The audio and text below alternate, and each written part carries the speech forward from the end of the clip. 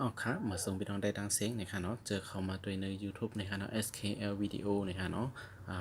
ของขาเฮานะคะเนาะอ๋อครับเมื่อนี้ก็มาส่งตรงตัดกูก้นนะคะเนาะ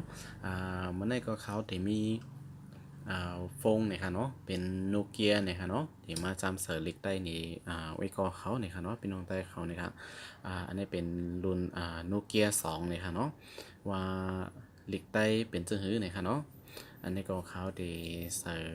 ลัดนี้นี่ค่ะเนาะเอาครับอันนี้ก็เป็นนูเคียนี่ค่ะเนาะเขาเข้ามาด้วยดีเซตติ้งนี่ค่ะเนาะดีการตั้งนี่ค่ะเนาะว่ามันเป็นดุนสังจึงหือหลายๆนี่ค่ะเนาะอันนี้ค่ะเนาะเขาเข้ามาด้วยดี Android นี่ค่ะเนาะดี About Phone นี่ค่ะเนาะอันนี้ค่ะจะเป็นรุ่นdevice name นะคะเนาะชื่อรุ่นมันเป็น Nokia 2นะคะเนาะโมเดลนะคะเนาะTA 1029นะคะเนาะ Android version version 7.1.1นะคะเนาะอ๋อค่ะข่าวว่าได้อัปเดตเป็นวอร์ชันแล้วก็ไลน์นี่ค่ะเนาะวอร์ชันแล้วก็อัปเดตเหมือนกันกล้วยนี่ค่ะเนาะอันในลิกใต้เฮาเนี่ยมันดีลงหยับนี่ค่ะเนาะเพราะว่าเฮาขาดได้เสิร์ชลิกใต้จึงหนังเครื่องบางตัวนี่ค่ะเนาะเหมือนจึง Oppo Vivo นะให้มันเหมือนจึงนั้นนี่ค่ะเนาะอันนี้มันดีต้องดีไลรูดเครื่องมันนี่ค่ะเนาะทำการรูดเครื่องนี่ค่ะเนาะสังเกตว่าเฮาคากว่ารูดเครื่องย่าโปรแกรมเนี่ยได้ก็ดีมีอามาขามนะคะเนาะประการนะคะเนาะวารันดีมันดีหมดนะคะเนาะเอาค่ะเพราะว่าเฮาค่ะกว่ารูดเครื่องมันเมื่อไรเปิ้นก็เดียมอามาขามบันเฮาเย้านี่ค่ะเนาะสังเกตว่าพี่น้องเขากำพองหมอนี่ค่ะเนาะการรูดเครื่องมันก็จางเฮ็ดให้เครื่องมันรับเปิดอำไรก็มีนี่ค่ะเนาะจางเฮ็ดให้เครื่องมันแล้วก็ลีนี่ค่ะเนาะโปรจางในก็ติเฮ็ดหยาบนี่ค่ะเนาะการรูดเครื่องที่ว่านั่นค่ะนะก้อยกะเขาที่มาลัดนี่เมื่อในใจการเดลัยยาโปรแกรมนี่ค่ะเนาะเดลัยรูดเครื่องนี่ค่ะเนาะเขาที่มาใส่ลัดนี้นี่ค่ะเนาะอันนี้ค่ะเนาะจำด้วยหมดแล้วค่ะเนาะเป็น iPhone ซึ่งในก็ iPhone iPhone ซึ่งในก็ไรนี่ค่ะเนาะเพราะว่าใส่เนี่ยมันเดี๋ยวเขาคารูดเครื่องนี่ค่ะเนาะมันย้อนรูดกำนิ้วนี่ค่ะเนาะโอเคอันนี้ก็เขาที่จำด้วยนี่บ้านนี่ค่ะเนาะมันตีป้ามาป้ามาเนี่ยค่ะเนาะบางตัวมันซึ่งหนัง vivo oppo จะได้ในค่ะเนาะบางบอกมันก็ตีป้ามาในเครื่องกำเหลวเนี่ยค่ะเนาะเพราะว่าเขาขาดใส่เนี่ยก็มันตีอ่านลิกได้อะไรกำเหลวเนี่ยค่ะเนาะรู้กว่าจันเอาคีย์บอร์ดกล้วยเนี่ยค่ะเนาะกล้วยกาอันในหาวที่จำด้วยเนี่ยค่ะเนาะเขากว่าที่ YouTube ขาเฮาเนี่ยค่ะเนาะที่ขาเฮาเอาลิกได้ขึ้นไว้จะนั่นเนี่ยค่ะเนาะอ๋อค่ะอันนี้ก็เอาลิกได้ปังลงขึ้นไว้เนี่ยเขาอันนี้ก็ดีเปิดไล่เนี่ยค่ะเนาะเขาจึงคือก็น้ำไล่ในฮะเนาะว่าเป็นจังไหนฮะนะเอาค่ะอันนี้ก็เฮ็ดให้ติไล่ไล่ในฮะเนาะเขาได้จำในบัดพี่น้องเขาในฮะเนาะเฮาค่ะเฮ็ดจังหือล่ะในกำพองโปเป็นอันยามเฮียนยามสอนลิกมานมานั่นในฮะเนาะก็อัปเดตยามในฮะเนาะสังสิว่ายามเฮียนยามสอนมาในก็ได้จะมีนูลิกมานสิด้วยไลในฮะเนาะสังสิว่ากำพอง เคยอ่านลิกใต้กล้วยในนั้นครับเนาะหมอลิกมันในเซด้าก็ตีอาเพศอะไรอยู่ในค่ะเนาะยันเบอร์ว่ากำพองก็ตีเล่น Facebook YouTube กล้วยในค่ะเนาะลาต่อกันในแชทจังนั้นกล้วยในค่ะเนาะในไลน์จังไหนค่ะเนาะโอเคเข้าที่แอปก็ต้องแล้วในค่ะเนาะอันนี้ก็ดีเข้ากว่าดีการตั้งในค่ะเนาะ setting ในค่ะเนาะ ก็ว่ามาที่ setting ในตั้งเดิมสุดๆมันได้มีจังได๋นี่ฮะเนาะเฮาค่ะก็ลงมาที่ต่างๆได้นี่ฮะเนาะเนาะครับมันได้ลงมาต่างๆได้นี่ฮะเนาะพวกเขามาที่ setting การตั้งนี่ฮะเนาะมันได้มีอันเป็นแคปทางโลกนี่ฮะเนาะที่เป็น language and input นี่ฮะเนาะกวนที่มออ่านลิกได้ก็เดมหยาบนี่ฮะเนาะกำพองอำมออ่านลิกกำพองอำไรเห็นมากำพองฉะนั้นก็ด้วยที่แคปทางอันใดนี่ฮะเนาะเป็นแคปทางกำพานี่ฮะเนาะlanguage and input ในเข้าว่าที่ไหนฮะเนาะ แล้วก็เดี๋ยวมีตั้งหรือในสุดๆนะคะเนาะที่เป็น language นะคะเนาะที่ในคณะเข้ากับที่ในนะคะเนาะ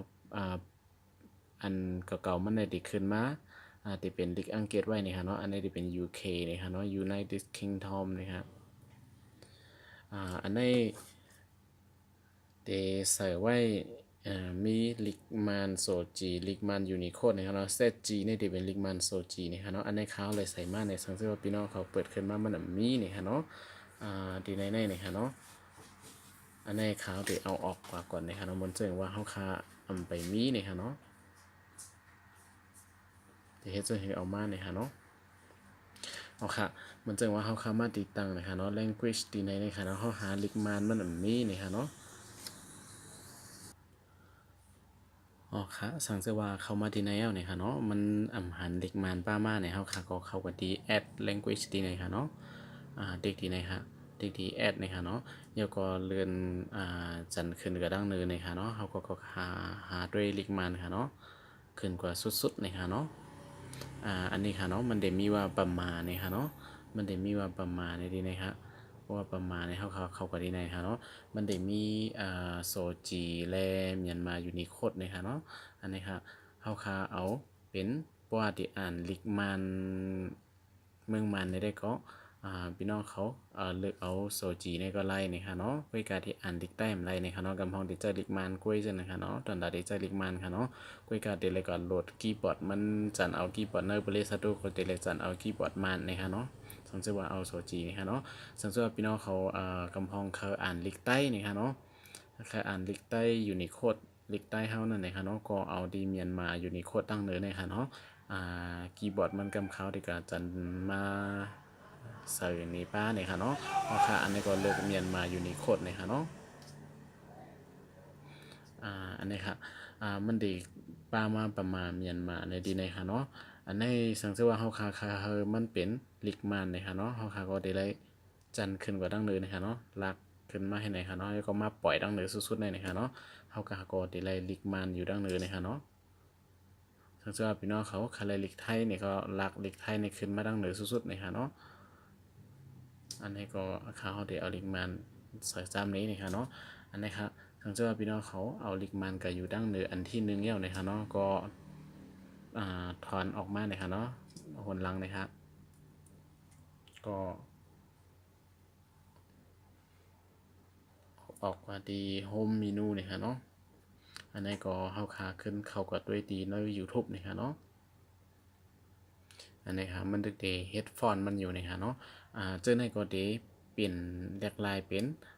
ลิกมันมดๆเนี่ยค่ะเนาะตั้งแต่ข้าวยามเจอในก็เดเป็นลิกมันเนี่ยค่ะเนาะกุยกาปีพองปีลีพองเนี่ยค่ะเนาะมันถึงสตูเนี่ยก็ดีว่าสตูเนี่ยอยู่ค่ะเนาะอันนี้ค่ะลิกมันอันเป็นตัวเลข1 2 3มันได้ก็ดีมันแม่นนะคะเนาะตัวลิกมันกำพองในก็ดีมันแม่นนะคะเนาะกุยกามันได้เฮ็ดเฮาค่ะอ่านดิกใต้ไลน์นะคะเนาะอันนี้ก็ดีเป็นหลักขึ้นกว่าดังเนินนะคะเนาะอันนี้ค่ะว่าเป็นตีเมนูเจอในค่ะเนาะมันก็ดีอ่านไรพองนะคะเนาะช่วยเอาพองนะคะเนาะมันเดียมมันหมดนะคะเนาะกุยกาแมนหมดนะคะเฮาขาก็เขากว่าดี YouTube นะคะเนาะมันได้เฮ็ดเฮาขาอ่านเด็กใต้ไลน์นะคะเนาะเด็กใต้เนี่ยมีปัญหานะคะเนาะเพราะว่าเฮาขาใส่เล็กเอาเมียนมายูนิโคดในเป็นฟอนต์เครื่องมันนะคะเนาะมือในไกลนั่นเขาว่ามันได้อ่านเด็กลิกใต้มันไรนะครับเนาะอันนี้ก็เขาได้เข้ากับด้วยใหม่นะครับเนาะวายเสียเขาคาเปลี่ยนคีย์บอร์ดมันเป็นลิกมันเย้านี่ครับเนาะ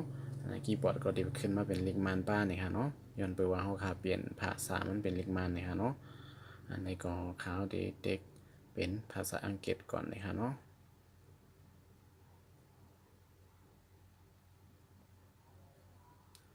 อันนี้ก็เข้ากับดีYouTube นะครับเนาะของข้าวนะครับเนาะอันนี้ครับ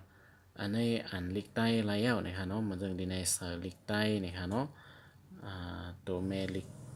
ตัวเมลิกไทยนะครับเนาะอันนี้ก็ยก็จะมีลงลิกใต้นะครับเนาะอ่า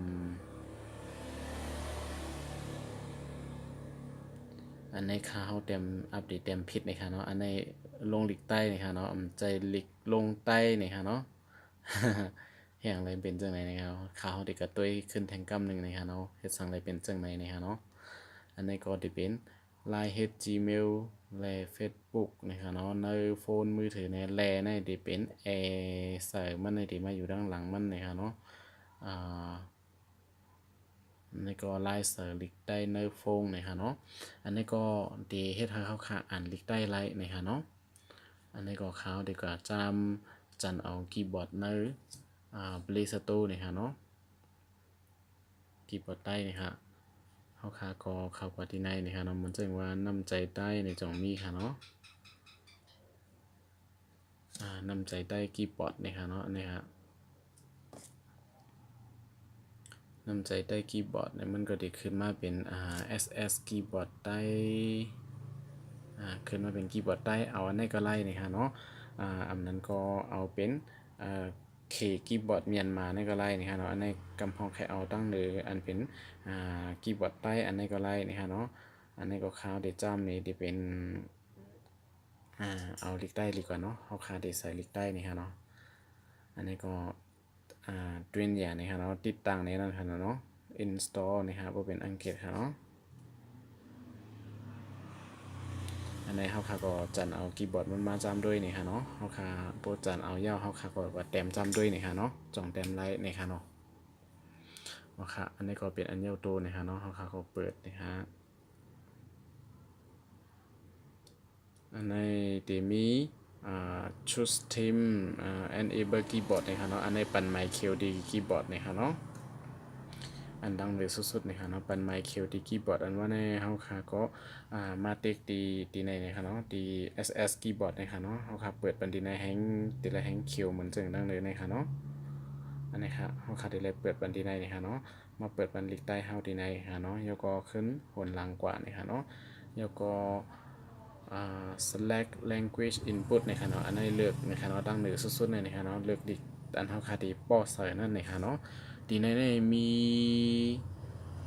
อันนี้ use system language ในดีในนี้เป็นอันคีย์บอร์ดที่มันติดมันในเครื่องนะครับเนาะสังเกตว่าพี่น้องเขาเด็กคาไลลิกใต้ลิกไทยเจอในเดลปิกอันตั้งเหนือก่อนนะครับเนาะอันนี้ก็เฮาคาปิกอันตั้งเหนือนะครับเนาะมันต้องเดปันเฮาคาเปิดอันตั้งเตอร์นะครับเนาะเฮาคาก็เอาใต้ Unicode นะครับเนาะอันนี้ก็จะมีบ้าโซจีใต้นี่ค่ะเนาะสังเกตเผยคาเลโซจีใต้นี่ก็เอาโซจีใต้อันนี้เป็นมันยูนิโคดนี่ค่ะเนาะแล้วก็จะมีมันโซจีนี่ค่ะเนาะแล้วก็จะมีลิกไทยแล้วก็ลิกใต้เมาส์นี่ค่ะเนาะอ๋อค่ะอันนี้เขาได้เปิดไว้ลิกใต้ยูนิโคดตั้งเหนือในนี่ค่ะเนาะแล้วก็จะมีลิกไทยนี่ค่ะเนาะแล้วก็เอาปลาลิกใต้เมาส์ในจามด้วยนี่ค่ะเนาะอ๋อค่ะอันนี้ก็เขาค่ะก็กว่าเต็มจำด้วยระยะนี่ค่ะเนาะเอาค่ะก็เข้ามาดีใน YouTube นี่ค่ะเนาะ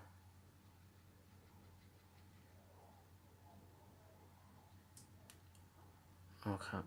อันนี้มาดีใน YouTube เอาค่ะก็เด็กตีรูปโลกอันนี้นี่ค่ะเนาะ